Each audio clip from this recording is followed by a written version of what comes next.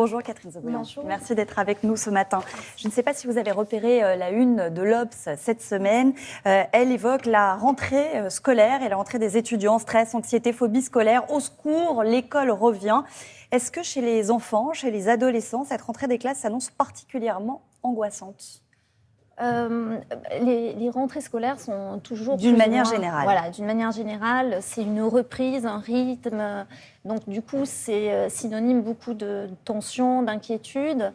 C'est vrai que là, on est dans une atmosphère particulièrement globalement Un stressante. petit peu plus stressante, vous le ressentez en consultation ? Oui, notamment chez les adultes aussi. On va y revenir sur la question des adultes. Comment se manifeste l'angoisse de la rentrée d'une manière générale ?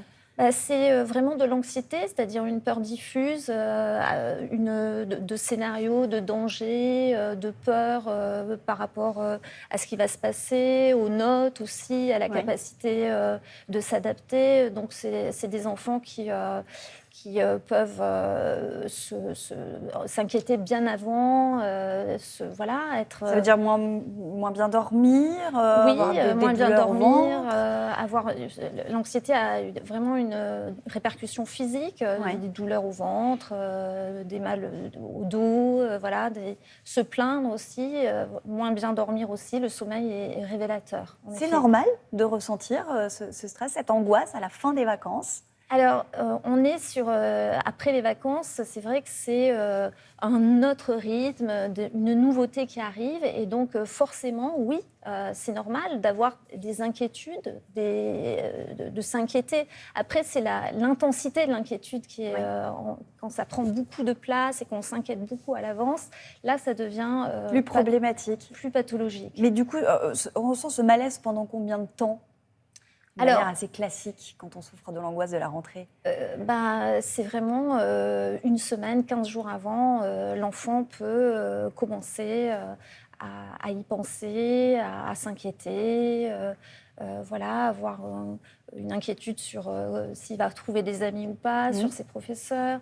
Donc c'est vraiment longtemps à l'avance. Et à partir de quel moment on peut commencer à s'inquiéter un peu quand ça se met à durer, quand ça dure plus d'une semaine, plus de 15 jours après la reprise ? Oui, 15 jours, une semaine, quand ça continue même après la rentrée. Parce que ça peut dégénérer ensuite en phobie scolaire si c'est pas traité ? Oui, le matin, avoir du mal à se lever, y aller, mais vraiment en ayant des maux de tête, du stress, les parents le repèrent assez vite. On le disait, beaucoup d'adultes ressentent aussi ce stress de la rentrée, d'autant que, on en parle, les perspectives économiques sont assez sombres. Il y a eu cette semaine la phrase d'Emmanuel Macron sur la fin de l'abondance, la fin de l'insouciance, qui a marqué les esprits. Est-ce que là encore, vous le ressentez chez vos patients adultes ? Je pense qu'on ressent ça depuis assez longtemps maintenant. Il y a eu pas mal d'événements. Il y a eu le Covid, avant il y avait eu les attentats en 2001.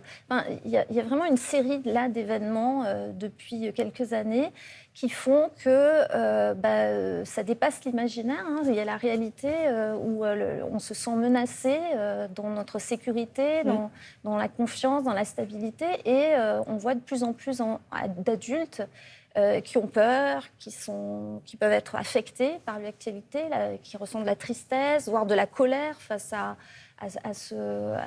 tous ces événements, et une impuissance surtout. Ouais. Et à partir du moment où on ressent ces émotions nous disent qu'il y a des choses qui ne vont pas. Normalement, on devrait trouver l'action pour solutionner ça. Là, on n'y arrive pas. On n'a pas les ressources. Voilà, on est impuissant, en fait. On ne peut rien faire contre ces événements de guerre, que ce soit l'Ukraine. Et donc, du coup, c'est là où on s'enlise, où l'anxiété arrive, où on peut avoir un certain pessimisme, une inquiétude, une tension permanente.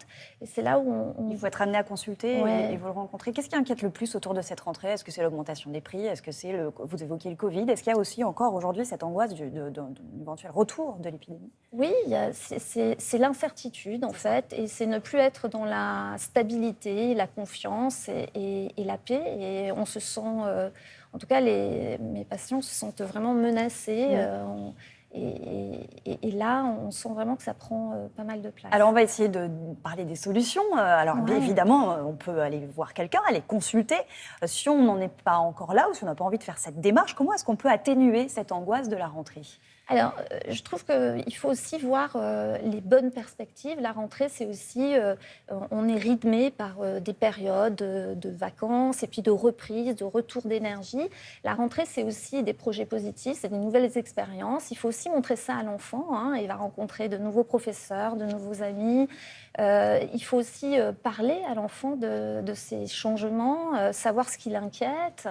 Et puis lui montrer des perspectives positives. Est-ce qu'il faut recaler, est-ce que c'est important, on évoquait la question du sommeil qui peut être un peu troublé dans ces périodes d'angoisse de rentrée, à partir de quand faut-il recaler les enfants ou même les ados? C'est peut-être plus compliqué d'aller leur dire d'aller se coucher, mais on reprend un rythme de quelle manière? Oui, c'est ça aussi qui est un peu difficile en cette rentrée, c'est que les vacances, c'était la liberté, il n'y avait pas de contraintes. Et là, vraiment, l'hygiène de vie, le sommeil, dormir à des heures fixes à partir de autour d'une semaine avant la rentrée. C'est presque un peu tard, là, ce week-end. En tout cas, encore. Voilà, de remettre en place doucement, avec des rituels, de reprendre ces petits rituels, de raconter une histoire, de faire peut-être un jeu. Les écrans aussi, d'essayer de diminuer et de mieux réguler, de retrouver un cadre, un rythme, aide aussi à s'acclimater peu à peu et à retrouver cette énergie aussi qui fait qu'on passera une bonne rentrée. Est-ce qu'il y a des mots-clés pour rassurer les enfants ou les ados?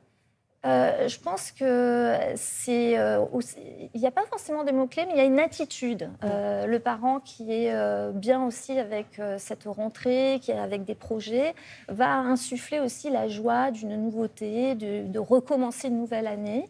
Et puis, les mots-clés, c'est aussi tu vas avoir une belle année, tu vas découvrir de nouvelles choses. C'est vraiment d'être positif aussi. Que les adultes peuvent se dire aussi, c'est-à-dire que les conseils qu'on applique, que vous nous donnez pour les enfants, on peut aussi les appliquer pour les adultes, c'est-à-dire se remettre aussi dans le rythme, se mettre en mouvement et faire du sport, c'est aussi important. Tout à fait. Et l'exercice physique, moi je crois beaucoup en ça. Il y a l'exercice physique, il y a la méditation.